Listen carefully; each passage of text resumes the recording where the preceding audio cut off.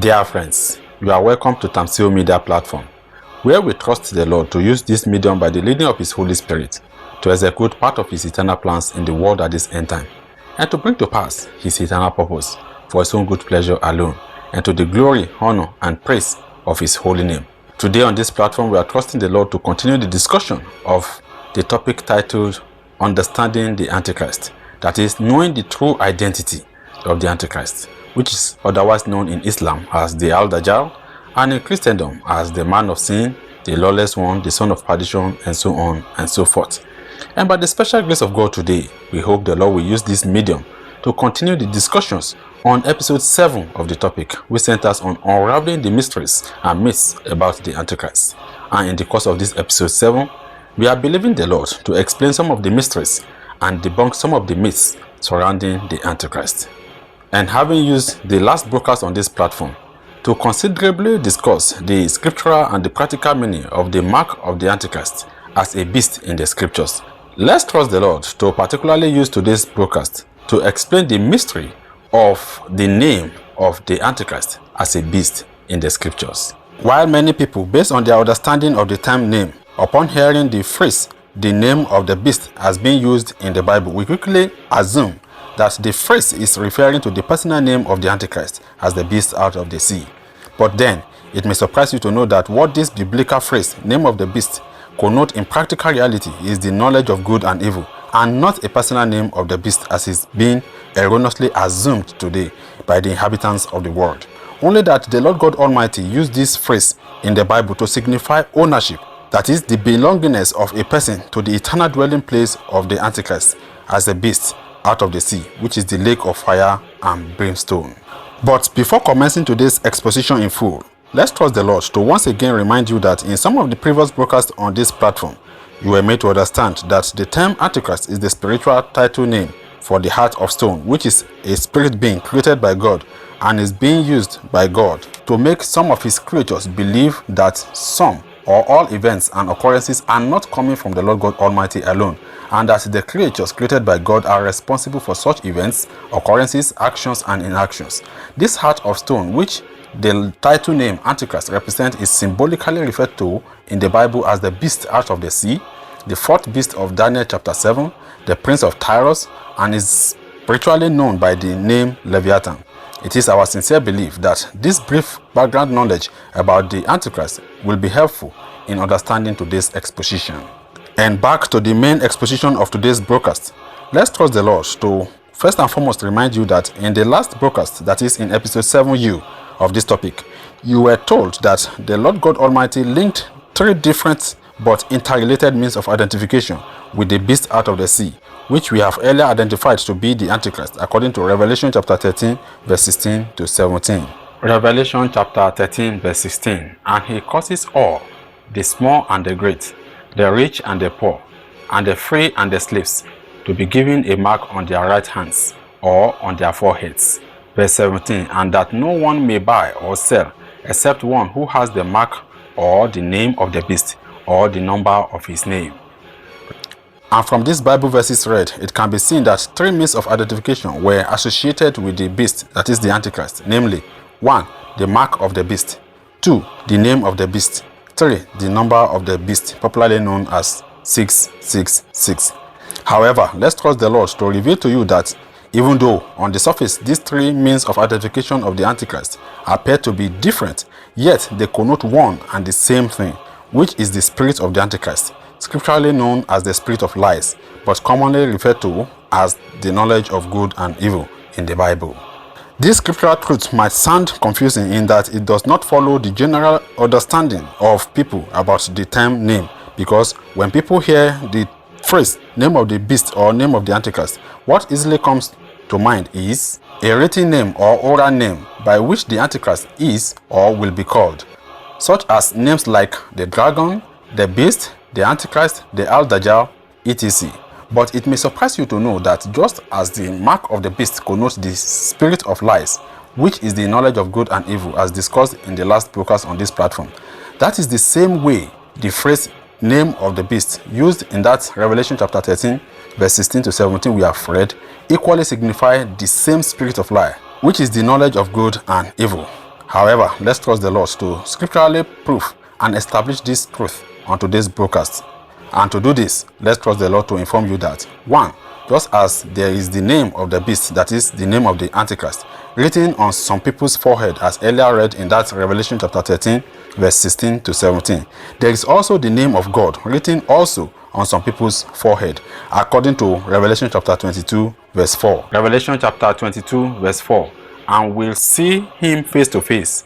God's name will be written on the foreheads of the people.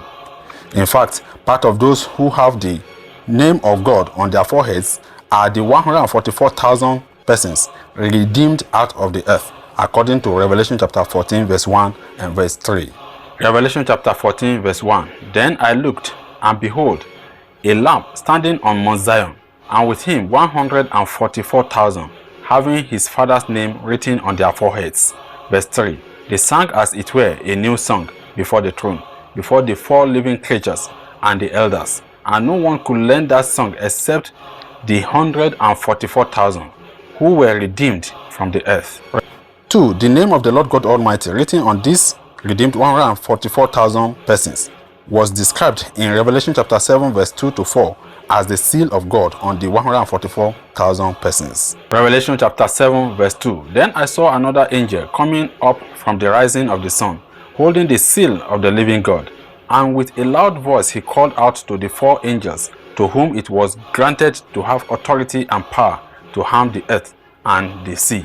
Verse 3, saying, Do not harm the earth, nor the sea, nor the trees, until we seal mark the bond servants of our God on their foreheads.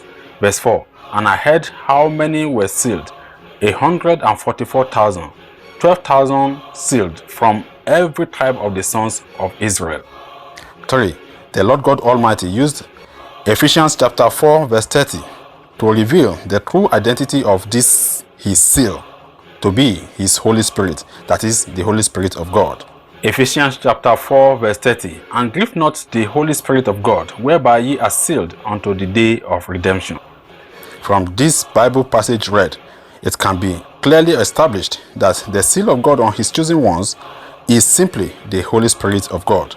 At this juncture, we can annex these 3 scriptural facts discussed so far and come to the conclusion that if the name of God written on the forehead of the redeemed people of God in Revelation chapter 22, verse 4, and Revelation chapter 14, verse 1 and verse 3 is the seal of God on his servants according to Revelation chapter 7, verse 2 to 4, and this seal of God is the Holy Spirit of God according to Ephesians chapter 4, verse 30, then it can be stated without any iota of doubt that the name of God on his chosen ones is simply the Holy Spirit, which is the knowledge of the Lord God Almighty alone, and not such scriptural names like Jehovah, Yahweh, God, Omnipotent, and so on and so forth. 4. Based on this common understanding that a man puts or writes his own name on an object, basically to signify his ownership of such object, that is, to show that such object belongs to him, we can as well use this practical understanding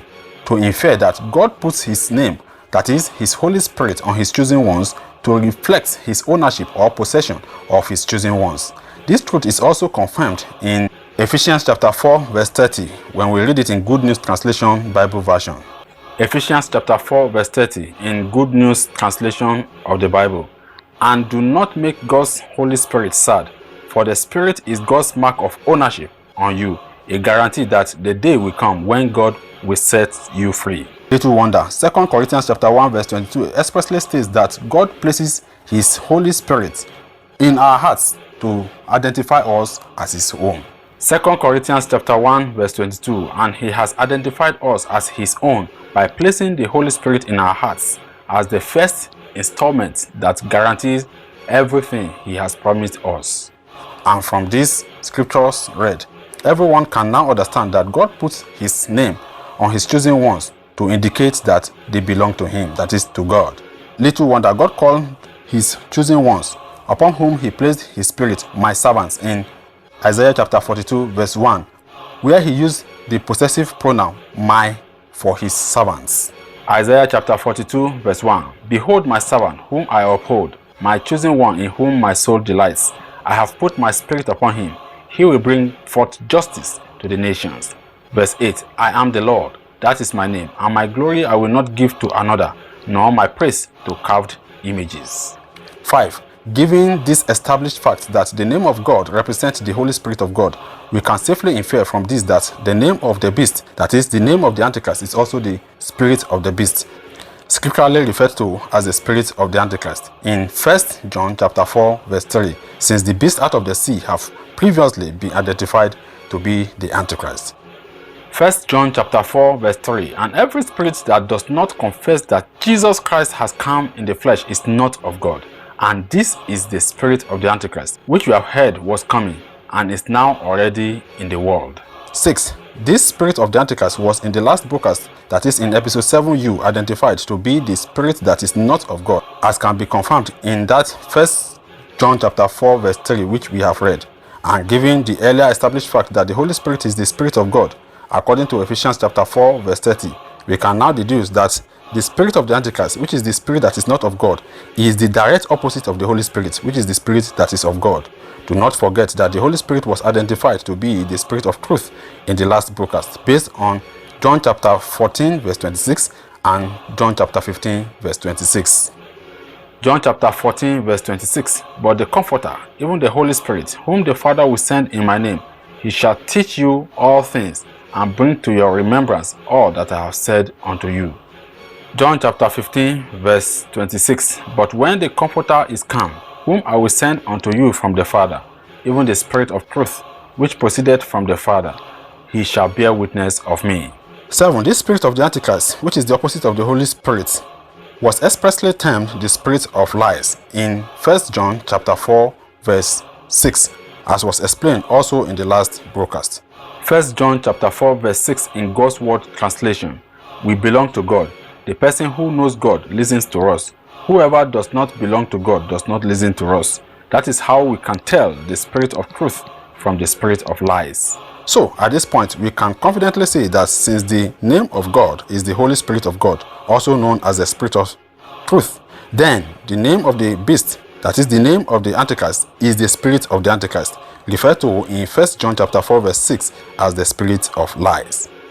8. On the basis of the established facts previously discussed on this platform, particularly in episode 6d, that the Holy Spirit practically means the knowledge of the Lord God Almighty alone.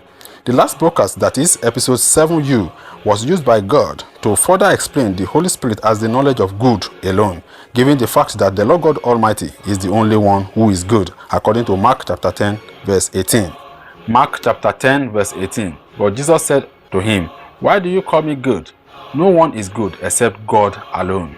Therefore, if the Holy Spirit, being the Spirit of truth, is the knowledge of good alone, then the spirit of lies, identified to be the direct opposite of the Holy Spirit, can invariably be referred to as the knowledge of good and evil, which is the knowledge that does not know the Lord God Almighty alone, but rather it also knows creatures created by God. Hence, we can once again reiterate using this chain of explanation as scriptural analysis that the name of the beast is the spirit of the Antichrist, scripturally identified to be the spirit of lies, and practically interpreted to be the knowledge of good and evil, which knows both the Lord God Almighty, the only creator, and creatures created by God, instead of knowing only the Lord God Almighty alone. We will suggest that you watch the last broadcast, that is episode 7u, for more details on the scriptural etymology and meaning of the term knowledge of good and evil. 9. Taking a cue from fact number 4, earlier discussed that God places his name identified to be his Holy Spirit on his chosen ones to show that those chosen ones having his, that is God's name, which is the Holy Spirit, belongs to God.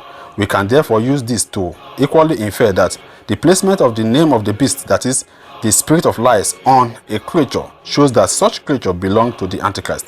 However, belongingness in this context is not to signify that the Antichrist created or owns those creatures, but it is to show that those creatures, such as man, which have the name of the Antichrist, will eventually dwell with the Antichrist in the same lake of fire and brimstone, where the Antichrist will be thrown into. To verify this truth, let's read together Revelation chapter 19 verse 20 and Revelation chapter 14 verse 9 to 11. Revelation chapter 19 verse 20, and the beast Antichrist was seized and overpowered, and with him the false prophet, who in his presence had performed amazing signs by which he deceived those who had received the mark of the beast and those who worshipped his image. These two were hauled alive into the lake of fire, which blazes with brimstone. Revelation chapter 14 verse 9. Then another angel, a third one, followed them, saying with a loud voice, Whoever worships the beast and his image and receives the mark of the beast on his forehead or on his hand.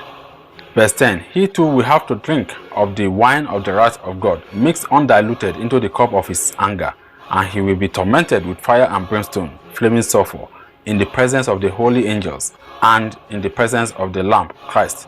Verse 11. And the smoke of their torments ascends forever and ever, and they have no rest day and night, those who worship the beast and his image, and whoever receives the mark of his name. And from these two parallel Bible passages, it can be ascertained that both the beast, that is Antichrist, and all those who have the name of the beast will be eternally tormented in the same lake of fire and brimstone. With this chronological explanation of the name of the beast, it is our sincere belief that the world can now understand that the name of the beast represents the same thing as the mark of the beast, both of which connote the spirit of the Antichrist, scripturally identified to be the spirit of lies, and it is practically known as the knowledge of good and evil, which tends to know both the Lord God Almighty, the only creator, and creatures created by God, instead of knowing only the Lord God Almighty alone. And if a man believes this spirit of lies, such man will definitely share or divide his worship, glory, praise, fear, etc. between God and creatures created by God, such as angels, human beings, animals, plants, sun, moon, etc., which are nothing more than mere vessels being used by God to execute his eternal plans, and which do not deserve to be worshipped, praised, or feared. Wow! It is interesting to see how the Lord has systematically explained the mystery surrounding the name of the beast, that is the Antichrist, on today's broadcast, in that it pleased the Lord to use today's broadcast to reveal that the biblical phrase, the name of the beast, being used in the book of Revelation, scripturally means the spirit of the Antichrist, which has been identified to be the spirit of lies, and has been practically interpreted to mean the knowledge of good and evil, which when placed on any creature indicates that such creature belongs to the same eternal abode of the Antichrist as a beast, which is the lake of fire and brimstone. But in spite of all these explanations, some people might be wondering that, given to this revelation that the name of God on his people is the Holy Spirit, then does that now mean that the redeemed people of the Lord God Almighty out of the earth will have more than one name written on them, as Jesus the Christ promised in Revelation chapter 3 verse 12 to write the name of God, the name of the city of God, that is the New Jerusalem, and that is Jesus' name on the overcomers. Revelation chapter 3 verse 12. He who overcomes, I will make him a pillar in the temple of my God, and he shall go out no more. I will write on him the name of my God, and the name of the city of my God, the New Jerusalem, which comes down out of heaven from my God, and I will write on him my new name. From this scriptural passage read, some might be tempted to assume that since the name of God has been explained to be the Holy Spirit of God, then it obviously means that the redeemed people of the Lord will have two or more spirits, since the name of the Lamb, which is the spirit of the Lamb, and possibly the name of the city of God, which is also the spirit of the city of God, will be on the people redeemed out of the earth. Even though this assumption might seem logical on the surface, yet the truth is that all these three names, that is the name of God, the name of the city of God, and the name of the Lamb, Christ, represent one and the same thing, which is the Holy Spirit of God, and not three different names or three different spirits as may be assumed. Surprised? Well, let's trust the Lord to explain this seemingly complicated mystery by using a practical common example of a physical man in real life scenario. Let's assume there is a man whose name is Mr. Adam. Of course, you will agree with us that barring modern day manipulation of societal norms and rules, the general understanding is that only two categories of person have the right to perpetually bear Mr. Adam's name. These two groups of persons are: 1, his wife, and 2, his biological child, especially his biological son. The question which many people have not asked is why is it that only the wife and the son of Mr. Adam can continuously bear the name Adam? That is, the wife will be called Mrs. Adam and his son will be called Master Adam. It may interest you to know that the answer to this question is that these two categories of persons, that is the wife and the child of Mr. Adam, are the only two set of persons to whom Mr. Adam directly and naturally puts his blood into their bodies. In that, 1.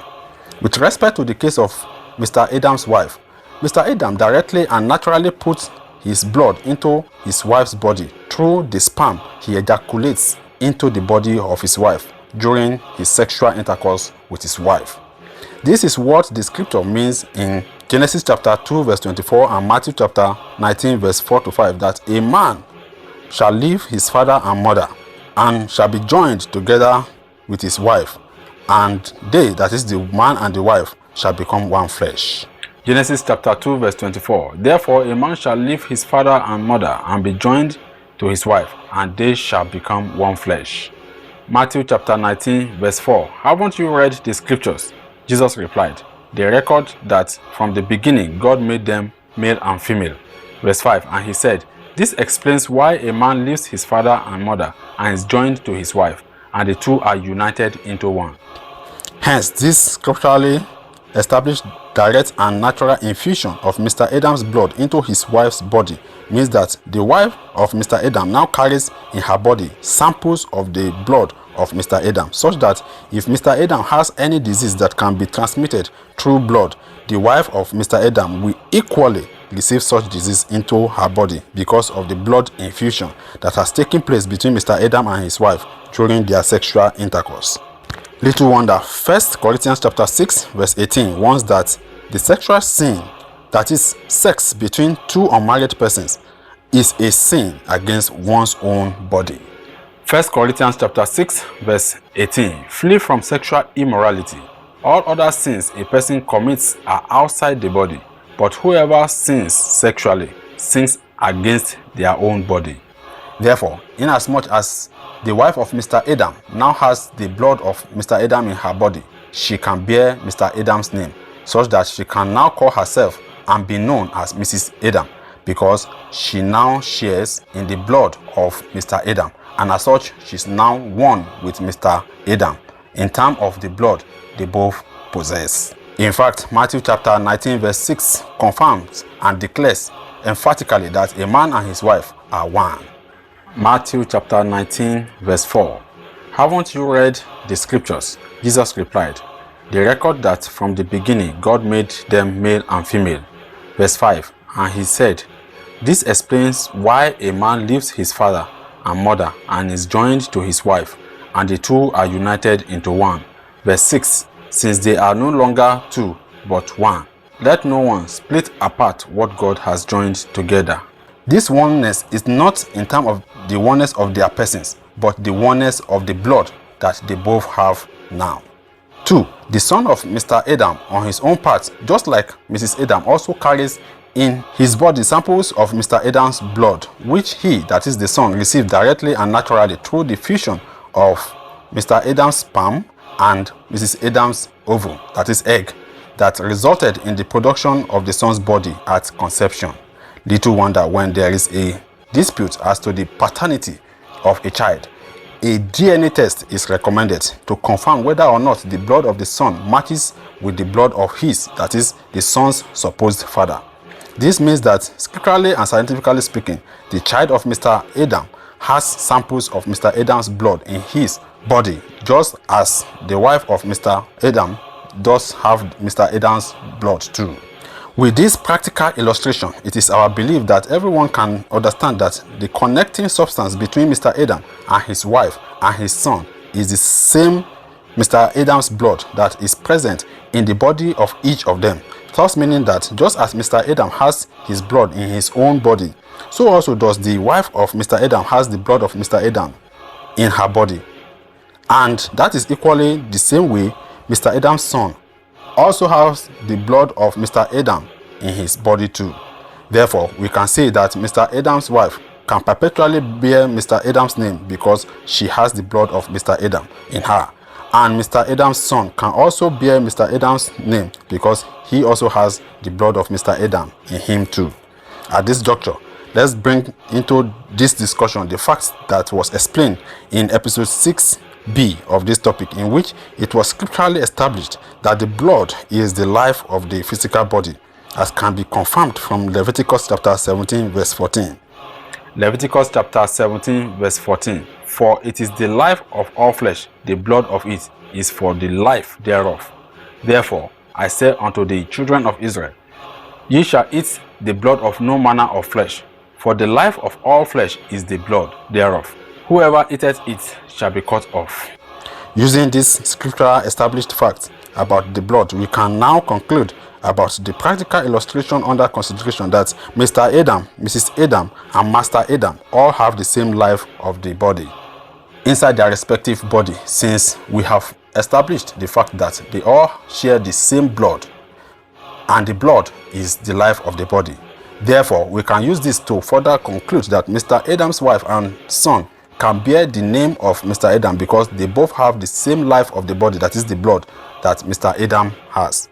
Based on this understanding, we can now say that since the relationship between God and the Christ Lamb is described in the Bible as a father and son relationship, in which God is the father and the Christ Lamb is the son, as can be ascertained from Luke chapter 3 verse 21 to 22, where God refers to Jesus, the first Christ, as his son, as well as in John chapter 10 verse 36 and John chapter 20 verse 17, where Jesus, the first Christ, referred to God as his father. Luke chapter 3 verse 21, when all the people were baptized, it came to pass that Jesus also was baptized, and while he prayed, the heaven was opened. Verse 22, and the Holy Spirit descended in bodily form like a dove upon him, and a voice came from heaven which said, You are my beloved Son, in you I am well pleased. John chapter 10 verse 34, Jesus answered them, Is it not written in your law? I said, Ye are gods. Verse 36, Say ye of him whom the Father has sanctified and sent into the world, Thou blasphemest, because I said, I am the Son of God? John chapter 20 verse 17, Jesus said, Do not hold on to me, for I have not yet ascended to the Father. Go instead to my brothers and tell them, I am ascending to my Father and your Father, to my God and your God. Hence, it cannot be inferred using the understanding gotten from the practical example of Mr. Adam and his son, which we have discussed, that just as Mr. Adam and his son, Master Adam, have the same type of life of the body, that is the same blood, that is the same way, spiritually speaking, the Lord God Almighty and the Christ, the Lamb, have the same type of life in them, as can be confirmed from the words of Jesus the Christ in John chapter 5 verse 26, where he said that as the Father, that is God, has life in himself, so also he has given to his Son, that is Jesus the Christ, to have life in himself. John chapter 5 verse 26, For as the Father has life in himself, so had he given to the Son to have life in himself. Little wonder, Jesus, the first Christ, was bold to declare in John chapter 10 verse 30 that he and his Father, the Lord God Almighty, are one. John chapter 10 verse 25, Jesus answered them, I told you, and you do not believe. The works that I do in my Father's name, they bear witness of me. Verse 30, I and my Father are one. The oneness being referred to here by Jesus the Christ is not the oneness of their persons, but the oneness of the life that is in them, that is in God and in the Christ. And since John chapter 4 verse 24 states that God is spirit, it can be understood that the life being referred to by Jesus the Christ in that John chapter 5 verse 26, which we have read, is not the blood, which is the life of the body, as we all know that God does not need blood to live. John chapter 4 verse 24, God is spirit, and those who worship him must worship in spirit and truth. However, it pleases the Lord God Almighty to use Romans chapter 8 verse 2 to reveal that this life being referred to by Jesus the Christ is the spirit of life.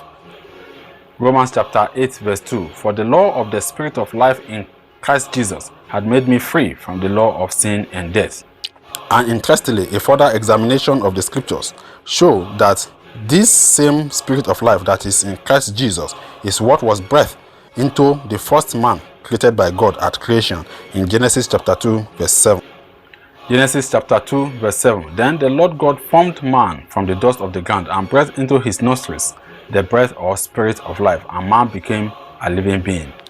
But in the account of the creation of the first man in Quran chapter 38 verse 71 to 72, God called the spirit of life that was said to be breath into the first man at creation in the Bible as my spirit. Quran chapter 38 verse 71. Behold, thy Lord said to the angels, I am about to create man from clay. Verse 72. When I have fashioned him in due proportion, and breathed into him of my spirit, fall ye down in obeisance unto him. This reveals that what was breathed into the first man was not oxygen and carbon dioxide as it is being widely speculated, but it is simply what God called my spirit in the Quran and is referred to in the Bible as the spirit of life. Of course, there is no argument as to what my spirit of God connotes, in that it is our sincere belief that everyone will agree with us that what God called my spirit is obviously the Holy Spirit of God, as was already discussed and established in Ephesians chapter 4 verse 30, which we have read. Therefore, we can now say with full confidence that the life that is present both in God and in Christ, that is the Lamb, his Son, is the Spirit of God, popularly known as the Holy Spirit, the Spirit of Truth, or the Comforter. In fact, you can watch episodes 6b and 6d of this topic for more details. So, given the fact earlier discussed that the name of God on his people is the Holy Spirit, we can analytically establish that the name of the Christ, being the Son of God, is also the Holy Spirit, since it is the same Holy Spirit, which is the life of God in the Christ, that entitles the Christ to be called the Son of God. Little wonder, Romans chapter 8 verse 14 says, as many as are led by the Spirit of God, they are the sons of God. Romans chapter 8 verse 14. For as many as are led by the Spirit of God, they are the sons of God. This fact also applies to the Antichrist, which is figuratively described as the supposed son of the devil, that is Satan, according to Ezekiel chapter 28 verse 2, where the Antichrist was symbolically referred to as the prince of Tyros, while Satan was symbolically referred to as the king of Tyros in verse 12 of that same Ezekiel chapter 28. Ezekiel chapter 28 verse 2. Son of man, say unto the prince of Tyros, thus says the Lord God, because thy heart is lifted up, and thou hast said, I am a God. I sit in the seat of God, in the midst of the seas, yet thou art a man, and not God, though thou set thy heart as the heart of God. Verse 12. Son of man, take up a lamentation upon the king of Tyros, and say unto him, thus says the Lord God, thou sealest up the sum, full of wisdom and perfect in beauty. Of course, it is also a common knowledge that a prince is the son of the king. Therefore, if the Antichrist is symbolized as the prince of Tyros and Satan is symbolized as the king of Tyros, it can be inferred that the Antichrist is the supposed son of Satan, known in Revelation chapter 12 verse 9 as the devil. Revelation chapter 12 verse 9. And the great dragon was cast out, that old serpent called the devil and Satan, which deceiveth the whole world. He was cast out into the earth, and his angels were cast out with him. You will recall that in the last broadcast, and as earlier discussed on today's broadcast, the spirit of the Antichrist is called the spirit of lies in 1 John chapter 4 verse 3 and verse 6, which we have read. It may interest you to know that this name, spirit of lies, given to the spirit of the Antichrist, is named after the devil, that is Satan, who is figuratively the supposed father of the Antichrist, as John chapter 8 verse 44 clearly referred to the devil, that is Satan, as the father of lies. John chapter 8 verse 44. You are of your father the devil, and you want to carry out your father's desires. He was a murderer from the beginning and does not stand in the truth, because there is no truth in him. When he tells a lie, he speaks from his own nature, because he is a liar and the father of lies. From this analytical fact, we make bold to say that just as the Lord God Almighty and his Son, the Christ, have the same name, which is the Holy Spirit of God, that is the same way the devil, that is Satan, and the Antichrist, his supposed son, have the same spirit of lies. Little wonder, the Christ is called the Son of God and bears the same name with God, and the name is identified as the Holy Spirit. On the other hand, the Antichrist is considered the supposed son of the devil, that is Satan, because the Antichrist also has in itself the same spirit of lies that is in the devil, his supposed father. And having practically and scripturally explained that the name of God as the Holy Spirit of God is the same as the name of the Lamb, Christ, which is the Holy Spirit of God that is also in the Christ, let's trust the Lord to further use the analogy of the practical illustration of Mr. Adam and his wife to explain that the same name of God, which is the name of the Lamb, the Son of God, is equally the name of the city of God, that is the heavenly Jerusalem, in that the symbolic relationship between the Lamb, Christ, and the heavenly Jerusalem is that of a man and his wife, in which the Lamb, that is the Christ, is the husband, and the city of God, the heavenly Jerusalem, is the wife, as was expressly stated in Revelation chapter 21, verse 9 to 10. Revelation chapter 21, verse 9. Then one of the 7 angels who had the 7 bowls full of the 7 last plagues came and spoke with me, saying, Come here, I will show you the bride, the wife of the Lamb. Verse 10. And he carried me away in the spirit to a great and high mountain, and showed me the holy city, Jerusalem, coming down out of heaven from God. Do not forget that the Lamb being referred to here is the Christ, as can be seen in the Amplified Bible translation of Revelation chapter 5, verse 6. Revelation chapter 5, verse 6. And there between the throne with the 4 living creatures, and among the elders, I saw a Lamb, Christ, standing, bearing scars and wounds, as though it had been slain, with 7 horns, complete power, and with 7 eyes, complete knowledge, which are the 7 spirits of God, who have been sent on duty into all the earth. This means that the Lamb, Christ, is the husband of the New Jerusalem, who is the Lamb's wife. And given the already discussed fact that a man and his wife scientifically have samples of the same blood in their bodies, such that they are declared as one in Matthew chapter 19, verse 6. Matthew chapter 19, verse 4. Haven't you read the scriptures? Jesus replied, they record that from the beginning God made them male and female. Verse 5. And he said, this explains why a man leaves his father and mother and is joined to his wife, and the 2 are united into one. Verse 6. Since they are no longer 2 but 1, let no one split apart what God has joined together. This fact, coupled with the just concluded explanation confirming that the Lamb, Christ, has the same name, that is the same life as the Lord God Almighty, which is the Holy Spirit of God, it can be safely inferred that the wife of the Lamb, which in this case is the heavenly Jerusalem, also have the same name with her husband, that is the Lamb, Christ, and by extension the same name with the Lord God Almighty, who is the father of her husband, and who gave her husband, that is the Christ, the life, that is his Holy Spirit, as earlier discussed. Thus, it is crystal clear at this point that the Holy Spirit of God, which is the name of God, is the same name of his Son, the Christ, and is equally the same name of his Son's wife, known as the city of God, the heavenly Jerusalem. And as such, when Jesus, the Christ, promised to put the name of God, the name of the city of God, that is the heavenly Jerusalem, and his own name on the overcomers, he, Jesus the Christ, was not referring to 3 different or distinct names, but rather he was referring to the same name of the Lord God Almighty, herein identified as the Holy Spirit of God, which is the knowledge of only the Lord God Almighty alone.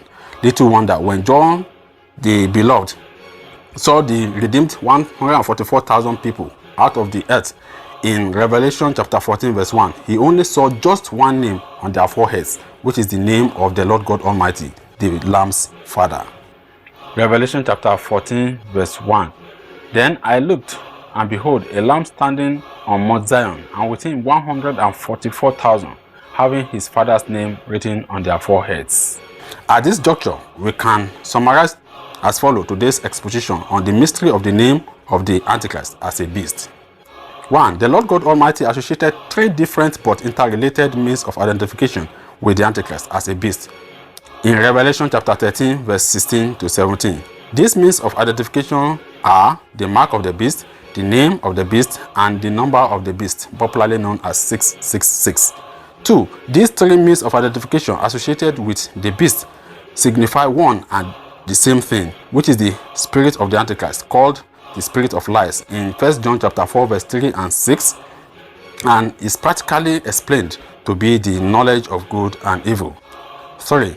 Using the scriptural understanding of the meaning of the name of God on his people in Revelation chapter 14 verse 1, Revelation chapter 7 verse 2 to 4, and Ephesians chapter 4 verse 30. The name of the beast, Antichrist, was identified and proven to mean the spirit of the Antichrist, which is the spirit of lies, explained to be the knowledge of good and evil. 4. The name of the beast as the knowledge of good and evil is to know both the Lord God Almighty, the only creator, and to know creatures created by God, instead of knowing only the Lord God Almighty alone, in that it is the knowledge that does not see all things at all times, in all places, as coming from the Lord God Almighty alone. Rather, it sees some things as coming from or orchestrated by the creatures created by God.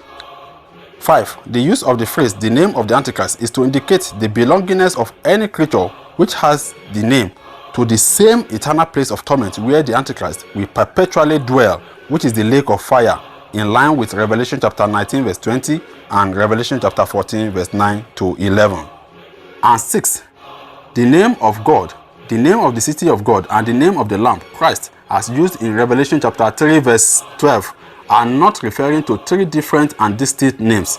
Rather, they mean and represent one and the same thing, which is the Holy Spirit of God, practically interpreted to be the knowledge of only the Lord God Almighty, which sees all things at all times from all creatures in all places as coming from only the Lord God Almighty alone. We give all glory, honor, responsibility, worship, and all things to the Lord God Almighty for the insight it has pleased him to reveal to the world through today's broadcast on this platform, in that it pleased the Lord to make the inhabitants of the world know and understand that the name of the beast, that is Antichrist, written on the forehead of people is the same as the mark of the beast, that is the mark of the Antichrist, which was identified in the last broadcast to be the spirit of the Antichrist, that is the spirit of lies, practically interpreted to be the knowledge of good and evil, which is the knowledge that assumes that some things are done or orchestrated by God,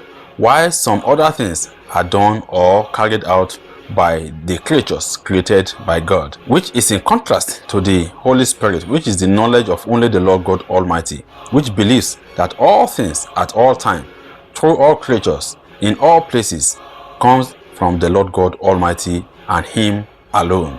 Only that while this knowledge of good and evil is scripturally termed the mark of the beast, to indicate that it is being used by God to pick out those that will be affected by the impending punishment and destruction he plans to bring upon the people of the earth. On the other hand, this same knowledge of good and evil is scripturally termed the name of the beast, that is the name of the Antichrist, to show that any man or creature which has this name of the beast written on it or him will belong to the same lake of fire and brimstone, where the Antichrist will eternally dwell and be tormented. And just as an additional insight, it pleased the Lord God Almighty to use today's broadcast to explain to the world that the term name of God, name of the city of God, that is the New Jerusalem, and the name of the Lamb, that is the Christ, used in the book of Revelation chapter 3 verse 12, all of them mean and represent the same thing, which is the Holy Spirit of God, previously identified to be the knowledge of only the Lord God Almighty alone, which knows that all things, all events, all activities, and all actions or inactions at all times, in all places, and through all creatures are planned, executed, and orchestrated by the Lord God Almighty alone, and no other person apart from the Lord God Almighty. Praise the Lord.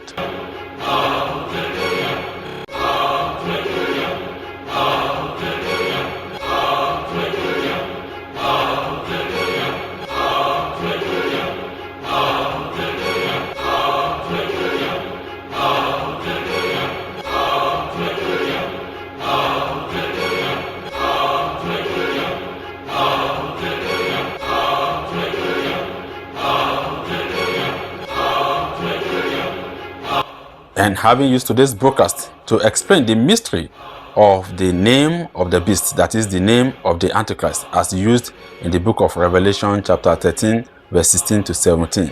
Let's trust the Lord to use the next broadcast on this platform by the special grace of God to explain the mystery of the number of the beast, popularly known as 666. This, we believe, will be the part W of this episode 7 of the topic by the special grace of God. And if this is your first time of watching any of the broadcasts, we would like to strongly suggest that you should watch the previous broadcasts so as to know where the Lord has taken us from, and of course, where we are trusting Him to take us to. It is on this note that we are drawing the curtains on today's broadcast, and once again want to give all responsibilities, all glory, all honor, all praise, all fear, all adoration, and all things to the Lord God Almighty, He who was, and who is to come, even as we join the innumerable company of the heavenly host to sing unto Him, Hallelujah, for the Lord our God, the omnipotent, reigns. And guess what? He lives and reigns forever and ever. Amen.